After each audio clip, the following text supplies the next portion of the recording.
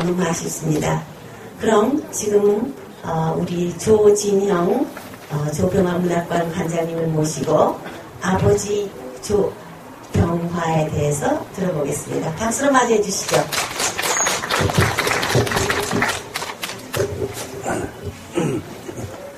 제가 이런 걸 잘 못해가지고요. 나도 열심히 해보겠습니다. 아버님이 돌아가신 지 벌써 10년이 됐습니다. 그런데도 기념사업회를 해서 그런지 아직도 살아계시고 단지 먼 여행을 떠났다가 금방이라도 돌아가실 것 같은 느낌이 듭니다. 사실 저는 아버지에 대해 잘 모릅니다. 왜냐하면 아버님하고 심각한 얘기를 나눠본 기억이 별로 없기 때문입니다. 어렸을 때에는 아버님은 늘 친구들과 어울려 통금이 되어서야만 집에 들어오시곤 하였습니다. 또한 저희 어머님도 병원 일로 바쁘셔서 집안 식구들끼리 가는 야유에도 1년에 한두 번 정도뿐이었습니다. 그리고 제가 고등학교 다닐 때에는 두 분이 사이가 좋지 않아서 집에서는 대화가 끊겼고 아버님은 큰 댁에서 머무시면서 두 분이 이혼을 하시려고까지 생각을 했었습니다. 그러시다가 제가 고3 때 아버님을 만나 저에게는 두 분 다 필요하다고 말씀드려 다시 같이 사시게 되었습니다. 다시 말해 제가 처에 들어 미래에 대해 고민을 할 때는 부모님과 상의를 할 기회를 갖지 못했었습니다. 그러다가 저는 대학 1년을 마치고 미국을 유학을 가게 되어 한 6년간을 떨어져 살게 되었습니다. 그게 1965년에서 1970년도이니까 해외여행도 힘들고 또한 국제전화가 비싸 부모님들과의 대화는 거의 단절된 상태였습니다. 물론 제가 미국에 있는 동안 아버님께서는 2번 미국에 오셔서 만나뵐 수는 있었지만 여행 좀 짧게 같이 지낸 시간들이라 그저 안부 차원의 만남이었습니다. 제가 70년에 귀국해서 76년에 다시 유학할 때까지 그래도 아버님하고 같이 가깝게 지낼 수 있었던 시간이라고 생각합니다. 제가 귀국하여 기분이 좋으셨는지 아버님은 아버님 친구들에게 저를 소개해 주시고 잘 다니시던 낭만년 술집에서 외성으로 술도 먹게 해주셨습니다. 또 제가 육사 교관할 때 간혹 여러 교관들과 집에서 마자카 포카를 밤새고 할 때가 있었는데 그때는 늦게 들어오시면서도 담배를 사다 주시고 하여 여러 교관들이 그 자연스러움에 놀라고는 하였습니다. 물론 담배를 끊으라는 부탁도 잊지 않으셨습니다. 그리고 그 당시 저는 결혼을 하여 딸 아들을 두었는데 아버님은 손자 손녀를 상당히 귀여워하시고 시간도 많이 할애하여 같이 놀아주셨습니다. 아마도 자식들하고 못 보낸 시간을 아쉬워하며 손자 손녀들의 애정을 많이 쏟는 듯 하였습니다. 그리고 76년에 저는 다시 유학을 가서 학위를 마치고 교수 생활을 하다가 90년에 귀국하였습니다. 이 기간 동안에는 외국 여행이 자연스러워져 부모님이 여러 번 미국에 오셨고 83년부터는 매 여름방학마다 제가 한국을 찾아 한 달씩 있다가 돌아가고 했습니다. 그런데 제가 한국에 와도 아버님은 늘 바쁘셔서 같이 지낼 수 있는 시간이 별로 많지는 않았습니다. 물론 저도 제 친구들을 만나느라 바빴습니다. 그래도 같이 있는 시간을 통해 아버님을 어느 정도는 이해하게 되었습니다. 90년의 귀국하여서는 부모님하고 같이 지내지 못하고 따로 독립해서 사는 바람에 일주일에 한 번 정도 찾아뵙고 인사를 드리고 했습니다. 그러다가 어머님이 돌아가신 후에는 저희가 아버님을 모시고 5년을 같이 지냈었습니다. 이때는 아버님의 시간 여유가 있었지만 제가 회사 생활을 하느라 매일 저녁 늦게 들어오는 바람에 아버님과 이야기를 별로 나누지 못했습니다. 물론 아버님과 이야기를 나눠야만 아버님을 이해할 수 있는 것은 아니지만 제가 자라는 과정에서 약 20년간을 떠나서 살았기 때문에 아버님을 잘 이해하지 못하는 일이 많다는 것은 사실입니다. 제가 아버님을 이해하는 것은 주로 아버님의 TV 동영상이나 책을 통해서 아는 것입니다. 아버님은 53권의 시집을 남기셨지만 그에 못지않게 30권이 넘는 숯불집을 남기셨습니다. 또한 아버님은 시집이 나올 때마다 저희가 꼭 시집을 보내주셨습니다. 아마도 말로 못해주시는 말씀을 책으로 보고 느끼라고 하시는 것 같았습니다. 저희 아버님은 항상 모든 것을 준비하고 사시는 분이라 당신이 사신 과정을 거의 다 책으로 기록하셨습니다. 고2 때 쓰신 후회 없는 고독은 70년 동안의 자서전 성경을 띠고 있고, 그 후에 일기 형식으로 쓰신 3권의 편원전서의 편지는 고2 이후 돌아가시 전해인 2002년 6월 20일 절필선언하실 때까지의 생활을 기록해 놓았습니다. 그래서 아버님이 어떻게 살아오시는 걸 아시고 싶다면 이 4권의 책, 후회 없는 고독, 나보다 더 외로운 사람에게 외로우며 사랑하며 편원제서의 편지를 보시면 이해하시게 됩니다. 또한 아버님의 시 세계를 이해하시려면 시인의 편지, 시로 쓰는 자서전 세월은 잘한다, 나의 생애 나의 사장 등을 보시면 됩니다.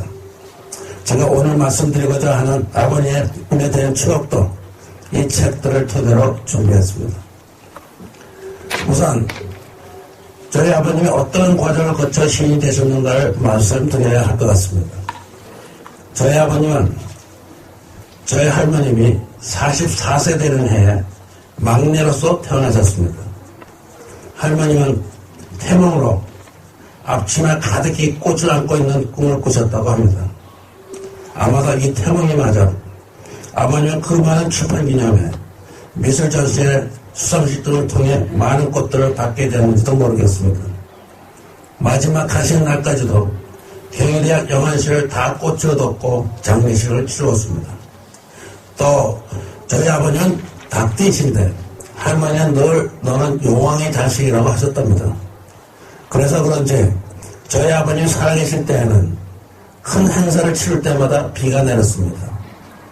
약혼식은 물론 결혼식 때에도 많은 비가 내렸고, 출판기념회, 미술 전시회 때에도 늘 비가 내려 저희들은 꽃을 나누는데 힘이 들었습니다. 또한 장례식 때에도 아침에 약간의 비가 내렸습니다. 특히 고위잔치는 벽제에 있는 연화랑에서 미술전을 개면서 하였는데, 그때는 비가 많이 와서 많은 손님들의 고생들을 하셨습니다. 그런데 다행히도 돌아가신 후에는 아직은 아버지의 행사에 비가 오지 않고 있습니다. 위에서 비를 막아주시고 계시는 듯한 느낌을 갖게 됩니다. 앞으로도 계속 비를 막아주셨으면 감사하겠습니다. 아버님이 8세 되시던 해에 할아버님께서 돌아가셨습니다. 저희 할머니는 할아버님이 2번 상처를 하신 후에 결혼하시어 아들 셋에 딸 하나를 두셨습니다. 다른 2분의 할머님들은 아들을 하나씩 두셨습니다. 불행하게도 할아버님이 돌아가신 후에 상속재산에 대한 약간의 마찰이 있어 저희 할머님은 이것 난세를 정리하고 서울로 가시기로 결심을 하셨습니다. 그 당시는 대단한 판단이었습니다. 서울에 아는 사람이 있는 것도 아니었고 돈도 몇 푼 안 되는 상황에서 아들 교육을 위해 서울로 가시기로 결정하셨던 것입니다. 그래서 아버님은 송전초등학교를 1년 다니시다가 오전까지 걸어가 기차를 타고 서울로 가 아현동에서 사시게 되었습니다. 한 1년을 쉬었다가 미동국민학교 2학년을 전입하시고는 촌노년 소를 듣지 않으려고 공부를 열심히 하셨습니다. 공부만이 아니라 미술도 그리고 육상부에 들어가 릴레이로 전국대회에서 우승도 하셨습니다. 실은 그때 미술을 하시고 싶으셨는데 미술로는 앞으로 살 길이 막연하여 포기하셨다고 합니다. 그리하여 졸업할 때에는 전교에서 1등을 하셔 교장선생님 추천으로 경성사범학교에 입학하셨습니다. 교장선생님과 진로를 상의할 때 교장실에 걸려있는 아버님의 그림을 보시고는 상당히 기분이 좋으셨답니다. 그 당시 사범학교는 수업료 없이 다닐 수 있어 돈은 없지만 공부는 잘하는 학생들이 가고자 하는 학교였습니다. 특히 경성사범은 1학년 정원이 100명이었는데 이 중 20명만이 한국 학생이라 입학하기가 쉽지 않았다고 합니다. 경성사범에 들어가서는 미술부와 럭비부에 들어가 바쁜 생활을 하셨습니다. 물론 공부도 열심히 하여 졸업할 때는 1등을 하셨습니다. 이때 시간이 너무 모자라 미술부는 좀 소홀히 할 수밖에 없으셨답니다. 경성사범 2학년 때 아버님은 사는 것에 대한 고민을 하기 시작하셨습니다. 왜 나는 이 가난한 나라에 태어났는지, 앞으로는 어떻게 해야 좋을지 등을 고민하다 다음과 같은 결론을 내셨다고 합니다. 내가 왜 이 조선에서 태어났는지를 모르나 이왕 태어난 것 많이 살다 가죠. 많이 살려면 정신적으로나 육체적으로 많이 살아야겠다. 정신적으로 많이 사는 것은 책을 많이 읽어 상상의 세계를 여행하는 것이고, 육체적으로 많이 사는 것은 여행을 많이 하여 이 지구의 다른 세상을 체험하는 것이다 라는 결론을 내리고 그대로 실천을 하기로 하셨습니다.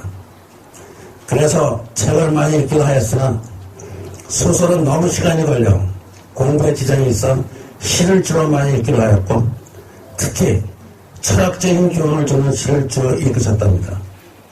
이때 읽은 시들이 바탕이 되어 나중에 아버님이 좌절을 느끼셨을 때 시인이 되는 계기가 되었고, 또한 매년 해외여행하시어 웬만한 나라는 다 가보셨습니다.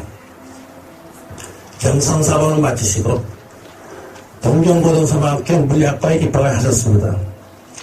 이때 동경고사에서는 럭비 실력을 인정하여 체육과에서 받아주겠다는 제의가 있었지만 아버님은 본인의 꿈이었던 물리학자가 되기 위해서 그 힘든 입학시험을 치르고 물리학과에 들어가셨습니다. 살아가시는 동안에 아버님의 꿈은 여러 번 바뀌셨습니다. 처음에는 오산에서 서울로 갈 때 큰 기차를 몰고 오는 기관사를 보고 기관사가 되시는 게 꿈이었고, 두 번째는 경성사범에 들어가서 별들에 얽힌 얘기들을 듣고는 천문학자가 되시려고도 했었고, 마지막은 마당 큐리를 입고 물리학자가 되시기로 하셨습니다. 그러나 이것도 나중에는 바뀌어 시인이 되셨습니다. 또한 이때 첫사랑을 하셨답니다. 경성사범을 마치시고 전라도 임실에서 교정 실습을 하셨습니다. 그때 그곳에서 어떤 여선생을 만나셨는데 여선생의 처지가 불쌍한 얘기를 나누시다가 가까운 사이가 되셨습니다. 물론 그 당시의 연애는 손도 제대로 잡아보지 못한 연애였지만 마음만은 갖고 있었던 것 같습니다.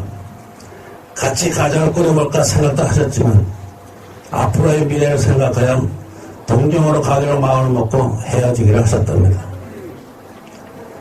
동경에 계실 때에도 역시 공부와 럭비로 바쁜 생활을 지내셨습니다. 경제적으로는 여러 곳에서 장학금도 받고 가정교사도 하고 일본 정부에서 관비도 받고 하여 비교적 넉넉한 생활을 하셨습니다. 그러나 그때가 전쟁 말기라서 사회적으로 모든 것이 불안하여 3학년을 마치시고 일시적으로 할머니를 뵈러 한국에 나오셨다가 해방이 되어 한국에 남게 되었습니다. 그래서 모교인 경성사범에서 교유로서 학생들을 가르치시게 되셨습니다. 그런데 물리학을 연구할 수 있는 시험 도구도 없고 학생들에게 가르치는 것이 남이 이미 해놓은 것을 책으로 보고 전달하는 수밖에 없다는 것을 아시고는 좌절을 느끼기 시작하셨습니다. 다시 말해 내 것은 없고 남이 해놓은 것을 전달한다는 것에 회의를 느끼기 시작하셨습니다. 그동안 간직해왔던 꿈이 무너졌던 것입니다. 또한 해방 후의 사회는 너무 혼란스러워 모든 것이 불안하였습니다. 이때 아버님의 스승이신 신기문 선생님께서 학생들로부터 테러를 맞아 돌아가신 것을 보시고는 인천에 있는 인천중학교, 또 현재 재물보고등학교죠. 인천중학교로 정관을 하셔서 인천으로 이사를 하셨습니다. 이때 좌절을 느끼며 앞으로의 진로에 대한 고민을 하시면서 쓰신 시들이 김기인 시인의 권유로 출판된 버리고 싶은 유산이라는 시집입니다. 이것을 계기로 아버님은 시인의 길로 들어서게 되신 겁니다. 시를 쓰시면서 아버님은 많은 마음의 위안을 느끼셨다고 합니다. 버리고 싶은 유산 후기에는 중깨라는 글이 있습니다. 중깨. 여기서 중은 저희 어머님 이름입니다. 이거는 부인에게 왜 그동안 지키려고 했던 유산, 즉 물리학자의 계를 버려야만 하는 것을 설명하는 내용의 편지입니다. 이 같은 중깨란 편집 후기는 그 다음 시집 하루만에 위한 제3시집 폐가의 진실에도 있는데 그 당시의 고민, 좌절들이 잘 나타나고 있습니다. 또 아버님이 돌아가신 후에 한 사실이지만 아버님은 이 버리고 싶은 유산을 제일 먼저 저희 어머님에게 드렸는데 이것이 잘못되어 그리운 금강산의 작곡가 최영섭 씨가 보관하게 되었고 지금은 분양에도 찾을 수가 없다고 합니다. 약간 아쉽지만 언젠가 그 시스템이 이 문화권으로 돌아오기를 기대해봅니다. 이때만 해도 저희 아버님이 어머니에 대한 애정은 꽤 있었던 것 같습니다. 여기서 저희 어머님과 저희 아버님의 관계를 잠시 말씀드리겠습니다. 저희 어머님은 진명여고를 나와 경성여자의과전문대학을 나오셨습니다. 저희 아버님과 어머님은 저희 아버님의 동경고사 선배의 중매로 만나시게 되었습니다. 저희 어머님도 진명여고 다니실 때는 육상 선수로서 경보로 전국대회에서 우승도 하셨습니다. 포환도 던지셨고요. 그래서 두 분 다 운동선수에 과학도로 만나 결혼을 하시게 되었습니다. 아마 저희 아버님이 그 당시에 시인이셨다면 결혼은 성사가 되지 않았을 겁니다. 그런데 신기한 것이 저희 어머님이 진명여고 다니실 때 역사 선생님이 저희 어머님의 호를 시형으로 지어주셨다는 것입니다. 즉 시의 그날 또는 그림자라는 것입니다.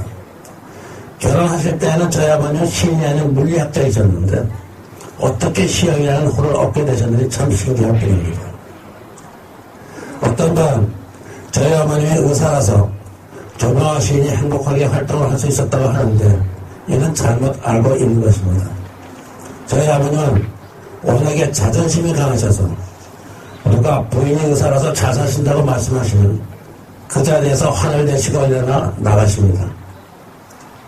저희 어머님과 저희 아버님은 결혼 초부터 금전적으로 다툼이 많으셔서 결혼 3년쯤 지난 후부터는 서로 약속을 하셨습니다. 아버님의 월급 중 70%는 집으로 가져오고 30%는 아버님이 쓰시는 걸로 약속을 하셨습니다. 그래서 아버님은 늘 경제적으로 여유가 없으셨고 그래서 더 많은 시도 쓰고 활동도 많이 하셨던 것 같습니다. 이렇게 약속을 하셨는데도 두 분은 늘 갈등이 많으셨습니다.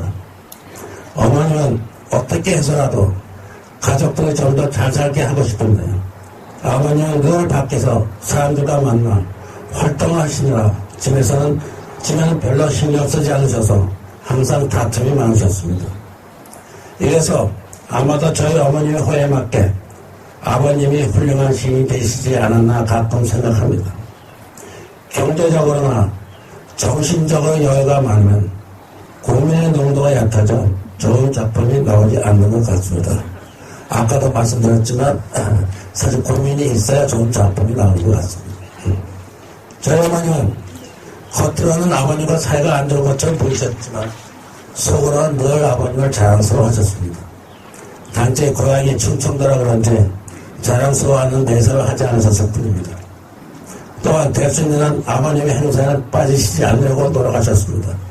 단지 병원일로 바빠 늦게 오시는 경우가 많아 아버님 화를 내시긴 하셨지만 속으로는 저는 다 이해하셨다고 생각합니다. 저희 어머님이 암에 걸려 힘들어 하실 때에는 저희 아버님도 많이 누그러지셔서 마지막 2, 3년은 소리 없이 어머님 뒷바라지를 잘 해주셨습니다. 병원에 입원비도 다 내주시고 시집도 2번이나 헌정하셨습니다. 또한 어머님이 돌아가셨을 때 아버님 묘를 봉분 없이 흙으로만 얇게 하셨는데 묘가 비에 무너져 내려 어머니가 노한 것 같다 하며 얼른 다시 봉분을 세우시고 아버님 명소도 그 옆에 만드셨습니다. 저희 어머니는 광산김씨라 격식을 중요시 하셨습니다. 그래서 묘를 너무 초라하게 쓰여서 화가 나신 것 같다고 얼른 격식에 맞추어 묘를 다시 세우셨습니다. 문학관 일천복도에 있는 아버님의 나이 생이라는 시점에는 럭비는 나의 청춘, 시는 나의 철학, 그림은 나의 위안, 어머니는 나의 고향, 나의 종교라는 구절이 있습니다. 이 시를 아버님은 늘 아끼시고 소중히 생각해 오셨습니다. 럭비는 아버님의 경성사범학교 시절 때 하시던 운동이었습니다. 럭비는 미국의 미식축구와는 달리 아무런 표탁도 없이 몸을 부딪히는 격렬한 경기로 상당히 위험합니다. 그러나 럭비를 하는 선수들은 이 위험을 알기 때문에 상대방의 안전을 고려하여 상대방이 다치지 않도록 노력을 합니다. 그래서 럭비는 신사들의 운동으로 알려져 주로 유럽에서 인기가 있는 운동이고 럭비 선수들의 프라이드는 상당히 높습니다. 이번에 올림픽 종목으로 뽑혀 앞으로는 더 인기가 높아질 것으로 생각합니다. 아버님은 럭비에 대한 애정이 깊어 럭비협회 이사로서 초창기부터 활동하셨고 가시는 학교마다 럭비부를 창설하시거나 럭비부를 맡아 선수들 잘 지도해 주셨습니다. 운동만 하는 선수가 아니라 공부도 잘하는 선수로 크기를 지도해 주셨습니다. 그러나 제가 중학교에 들어가서 럭비부를 들어가려고 할 때는 아버님이 반대를 하셨습니다.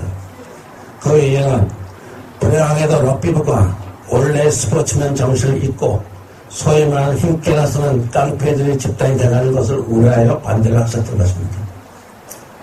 문학관 진열장에서 아버님이 럭비부를 받는 사진을 보셨겠지만 아버님은 늘 그렇게 날렵하고 머리를 써야 하는 럭비를 좋아하셨습니다. 그 사진은 아버님이 50이 넘어 일본의 오비들과 친선시험을 할 때 찍은 사진입니다. 50이 넘은 나이에도 그와 같이 움직이신 걸 보면 젊었을 때에는 상당히 럭비를 잘하신 것으로 느껴집니다. 나이 드신 후에는 케이블 TV를 통해 중계되는 럭비 시합은 늘 보셨습니다. 이와 같이 아버님은 늘 마음속으로 젊었을 때 럭비를 통해 하던 스포츠맨십을 유지하셨습니다. 그래서 럭비는 나의 청춘이라고 하지 않았나 생각합니다. 아버님은 시인의 길로 들어선 후에는 많은 누님들과 어울려 지내셨습니다. 거의 매일 서울에서는 명동에서, 부산 편향가서는 광복동에서 많은 사람들과 관계를 유지하시며 물리학자의 길을 떠나 새로운 예술인의 길을 개척해 나가셨습니다. 누님들 외에도 많은 화가, 흑작가 등 예술인들을 만나 새로운 세계를 개척해 나가셨습니다. 아버지는 이 시대의 명동 시절을 종합예술대학 시절이라고 할 정도로 많은 예술인들을 만나 아버님 나름대로 예술관을 키우셨습니다. 소위 독학을 하신 셈이지요. 이러한 과정을 밟으면서 아버님은 일관되게 인생을 주제로 한 철학을 실어 쓰셨습니다. 많은 평론가들이 아버님의 시가 너무 쉽고 시대 참여 의식이 부족하다는 등 좋지 않은 평을 써도 이에 굴하지 않고 아버님은 본인의 철학을 독자들이 알기 쉽게 실어 옮기셨습니다. 시대 참여인 시보다는 좀 더 차원을 높여 누구나 느낄 수 있는 시대를 초월하는 보편적인 인생을 주제로 많은 시를 일관되게 써오셨습니다. 아버님은 프라이드가 강해 남과 타협하는 걸 별로 좋아하지 않으셨습니다. 특히 정치는 싫어하시고 시민협회장, 농민협회장, 예술회장 등 많은 단체장을 역임하셨으나 모두 다 투표 없이 추대의 성격으로 당선되셨습니다. 이와 같이 일관되게 인생이라는 주제로 꾸준히 고민해오신 것을 표현하셨기 때문에 아버님이 시는 나의 철학이라고 말씀하셨다고 생각합니다. 아버님은 항상 스케치북을 가지고 다니셨습니다. 다니시다가 간혹 시 구절이 생각나시면 시를 쓰시기도 하고 시간이 나면 그림을 스케치 하시기도 하셨습니다. 제가 어렸을 적에 기차를 타고 어디로 여행을 갈 때인데 아버님이 기차를 기다리는 동안 서울역을 스케치 하신 것을 보고 놀란 적이 있었습니다. 불과 5분 사이에 시끄럽다.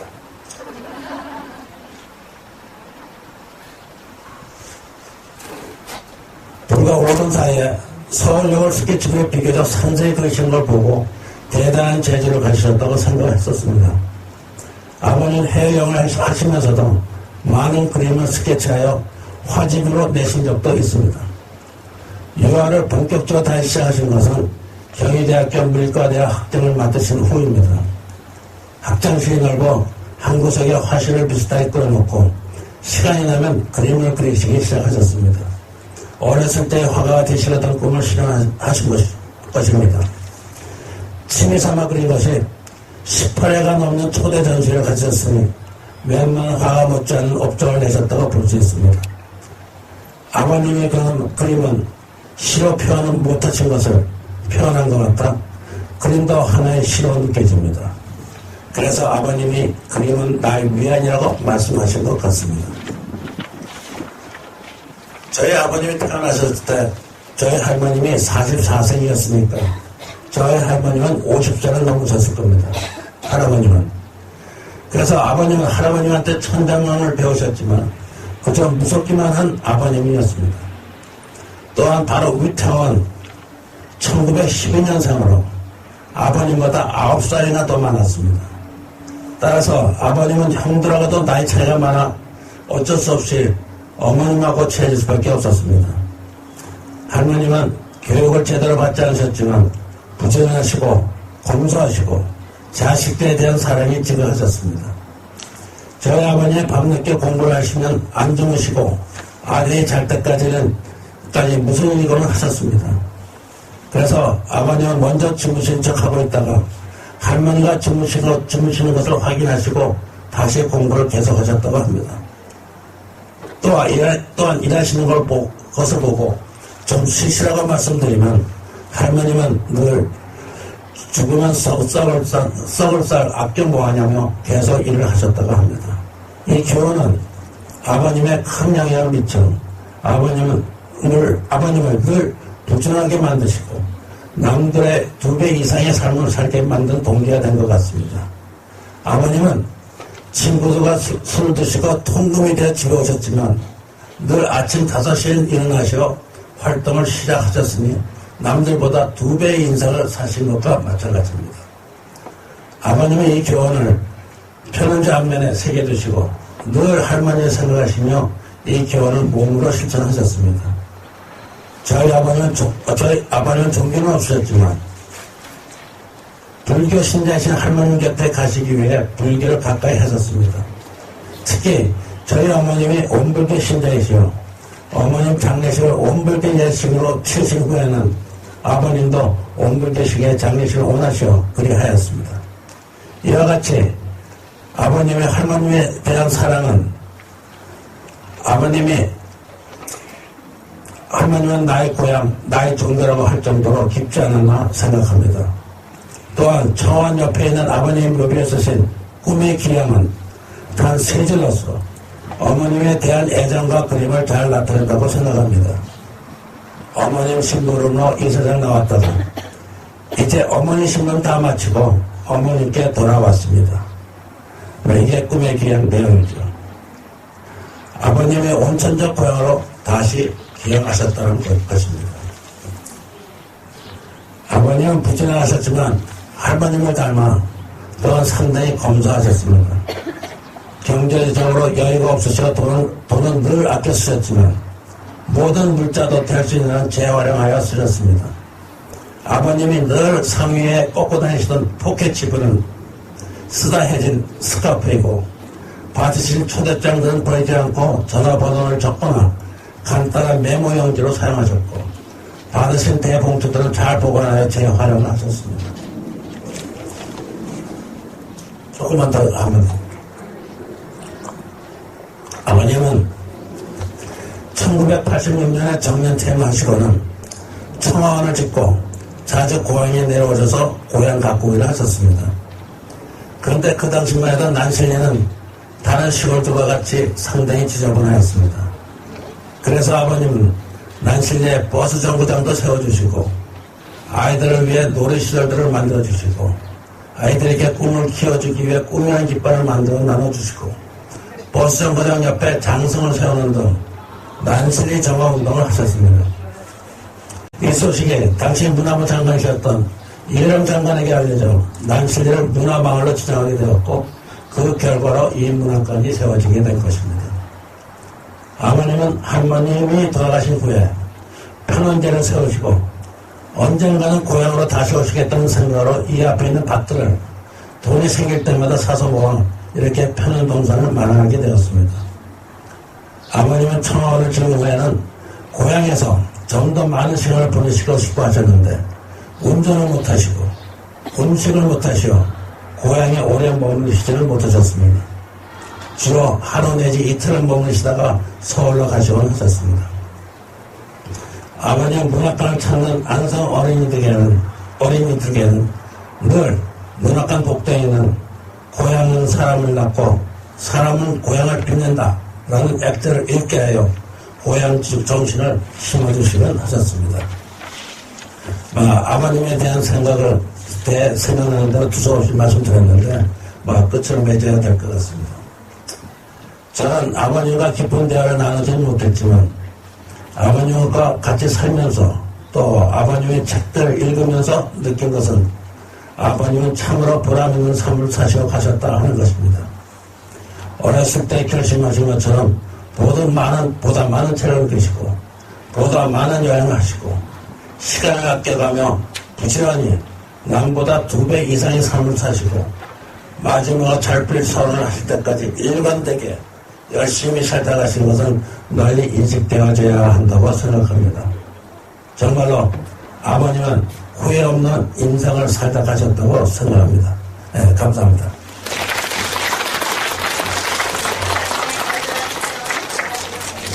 감사합니다. 그러면 이것으로서 조경화의 추억 한 달을 마치겠습니다.